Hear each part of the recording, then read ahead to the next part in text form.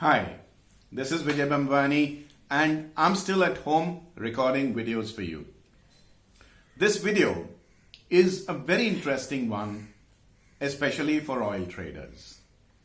Now, I've been putting forward my hypothesis right since last year that oil prices were likely to remain under pressure, and the only reason why oil prices were going up was because of the Saudi Aramco IPO that was in the pipeline. The IPO is done and dusted. In the month of March 2020, I recorded a video on Equity Master saying that this output cut and the flooding of the market which preceded the output cut by both Saudi Arabia and Russia was nothing but a street fight between two toughies who neither wanted to kill each other nor did they want to bankrupt each other. This was posturing. They would both sue for peace, and if a third-party mediator was to intervene and call about a truce, they would be more than happy to take it. This video is actually taking up where the previous video in the month of March left off. If I was to put in a title for this video, I would actually say the appropriate title would be, "Is Saudi Arabia hammering a nail in OPEC's coffin?" I think so. Let's discuss what's really happening. Now, OPEC, along with certain non-OPEC members, and these meetings of OPEC Plus non-OPEC members are now called OPEC Plus.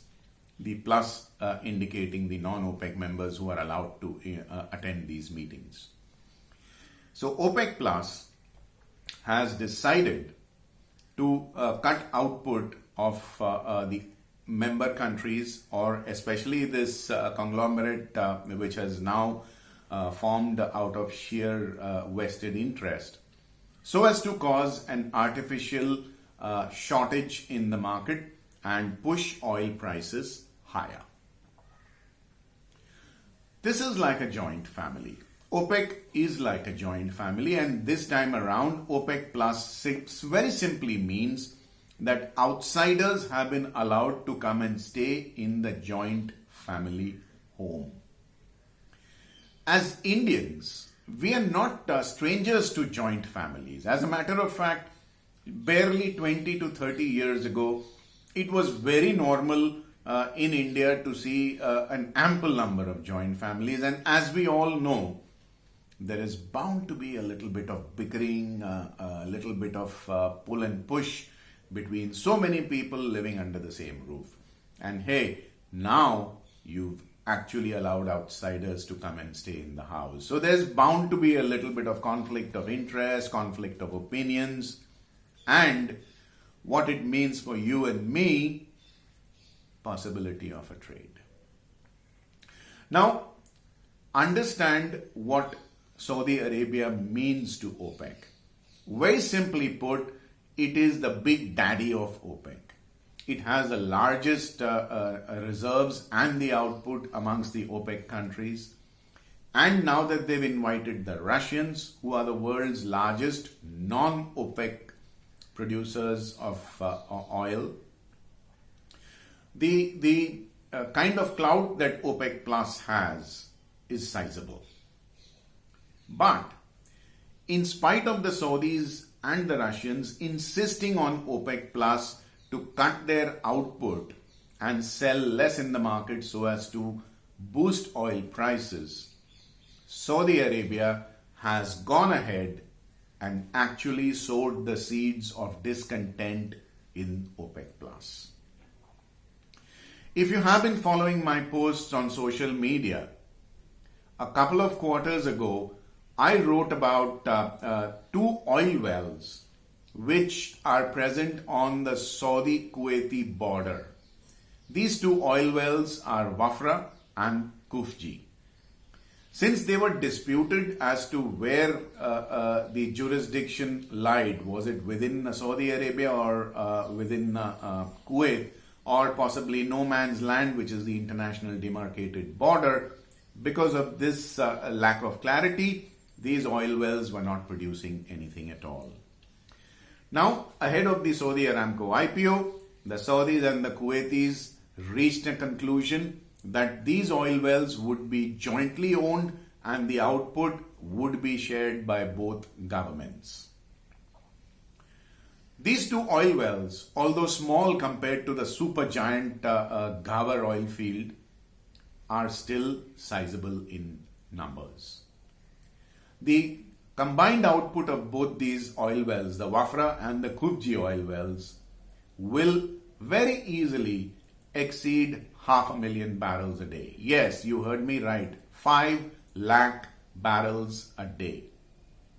Now, after browbeating all the other OPEC Plus members into cutting their output and selling less in the market, the Saudis and the Kuwaitis have very quietly gone ahead and started output at Wafra and Khufji, which means that suddenly there are going to be 5 lakh additional barrels of oil per day coming into the global supply mechanism. If at all this does not cause discontent, infighting, and a little bit of pull and push within the large joint family called OPEC, I would be actually very surprised. And let's not forget that there are members who are non-OPEC members actually. So the Russians have already indicated that they will not adhere to any kind of output cuts beyond July. The Iraqis, the Iranians, the Libyans are dragging their feet about cutting their output, although they have promised they will cut their output at a later date. The Ecuadorians are out of OPEC. Qatar is no more in OPEC and therefore does not feel bound to be liable to kind of follow OPEC's orders. Let's not forget that there again is a Shia-Sunni divide within the OPEC members, and therefore there's an ideological, religious and political differences between these members. So it's a very, very uneasy, very, very temporary and very, very vested interest based alliance, which will require nothing more than a small push and all will come tumbling down like a house of cards. What does it mean to you and me as traders? Watch crude oil prices. Extremely nervous. The market does not seem to believe that this uneasy alliance will last too long. It's just the time of the year which is conducive to a bullish time in oil markets because of extreme summer. There's a lot of capacity outage due to annual maintenance contracts in Asia, etc., which is what is holding crude oil prices higher.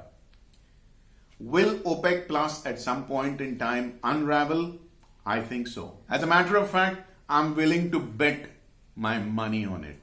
At some point in time in the near future, oil prices will tumble because OPEC Plus will not be able to hold on to this artificial supply shortage that they have created. And that's when I'll come forward and give you another trade. Another trade in crude oil. And as you would know, in 2019, calendar year 2019, and even financial year 1920, trading crude and natural gas has been the backbone and majority of the profits in the weekly cash alert scheme. It's just going to get better this year. On that optimistic note, I'll say goodbye to you in this video till we meet again in my next. Till then, please take very good care of yourself, your family, your trades, your investments, and do not forget to click like on this video if you're watching it on YouTube. In the comment section, do let me know what you think of this video and this trading opportunity I present in the video. Also, what else you would want me to record in my future videos. And please help me reach across to a large number of people to spread this cult of knowledge-based investments and trades by recommending my videos to your family and friends. And hey, I hope you've joined Equity Masters Telegram channel, wherein I put up a couple of posts every evening about the markets for short-term traders. The handle is Equity Master Official. See you on there very soon. Vijay Bambwani signing off for now. Thank you for watching my video.